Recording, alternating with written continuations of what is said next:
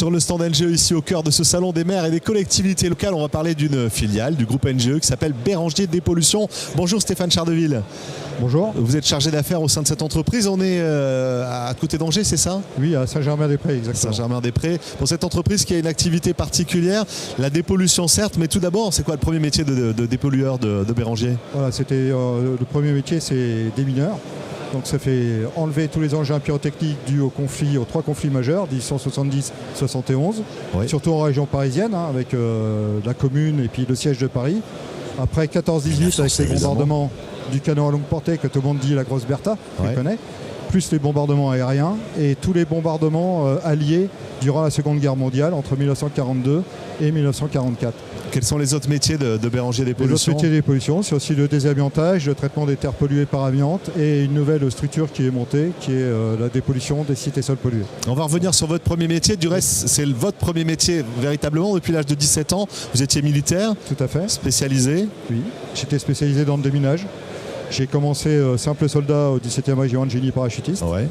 Après, j'ai fini au 19e régiment de génie de Besançon 25 ans plus tard. Et j'étais au service de déminage. Je suis allé déminer dans différents pays pour enlever des mines antipersonnelles et anti-chars. Après, j'ai passé une fonction de NEDEX, c'est-à-dire intervention sur et destruction d'engins explosifs, colis piégés, voitures piégées, etc. Et en quittant ma carrière, j'ai intégré un groupe d'ECRA en tant que chargé de sécurité pyrotechnique. Et maintenant, j'ai intégré le groupe NGE depuis avril pour charger d'affaires et aider techniquement le bureau d'études pour mener les études de sécurité pyrotechnique en vue des interventions. Ouais, vous amenez évidemment votre savoir-faire, votre expérience, votre riche expérience dans ce métier-là. Mais tout le groupe, on est tous d'anciens démineurs de la Marine nationale, de l'armée de l'air ou de l'armée de terre. Tout le territoire est concerné parce que quand on pense conflit, on pense souvent au nord de la France, on pense à l'est de la France, mais en fait, on se rend compte que tout le territoire est concerné. Oui, tout le territoire a été concerné par les bombardements et par les conflits. Bon, 14-18, c'est plus le nord-ouest, nord et nord-est, de Dunkerque jusqu'à la frontière suisse. 1940, il y a eu des combats à Sedan, mais il y a aussi des combats dans les Alpes, avec la Imagino, avec les Italiens. Et en 1944, avec le débarquement en Normandie, il y a eu le bombardement intensif des usines, de toutes les gares de triage, de toutes les gares, de tous les ponts, pour empêcher la remontée des troupes allemandes sur la Normandie, et bien sûr avec le débarquement de Provence. Ce qui veut dire qu'en cas de travaux de terrassement, par exemple, on est quasi certain à proximité d'une gare de retrouver du matériel qui est encore actif aujourd'hui? Tout à fait. En fait, à l'issue de la guerre, il y avait tellement de bombes à enlever que le service de déminage de la sécurité civile est intervenu de 1946 à partir de 1946. Ils ont enlevé toutes les munitions qui gênaient la reconstruction du pays.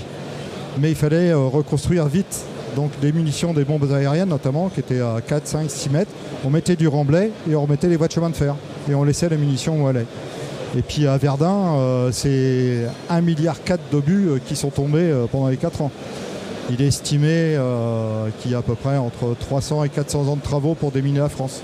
Ouais, donc on le fait petit à petit, on vous appelle ponctuellement sur des chantiers? Alors les maîtrises d'ouvrage ou les mairies ou les communautés de communes ou même le ministère de la Défense, quand ils ont des travaux à faire sur des parcelles sur lesquelles il y a eu des combats et qui ont été concernés par les bombardements, nous demandent de faire une étude du site. Donc on fait une analyse historique pour savoir si le site est concerné ou non par un bombardement. Ouais. Après on fait un diagnostic pyrotechnique à base de géoradar ou de détecteurs électromagnétiques qui permet en fonction de la munition de référence suite à l'étude de rechercher cette munition et soit on la dépollue, on l'enlève, on la détruit, ou soit on s'arrange en fonction du projet de la mairie en disant ici vous ne pouvez pas construire, ou alors si les munitions sont à 5, 6 mètres ou 2 mètres de profondeur et qu'il faut faire un parking par exemple à 80 cm, on n'est pas obligé d'aller chercher la munition.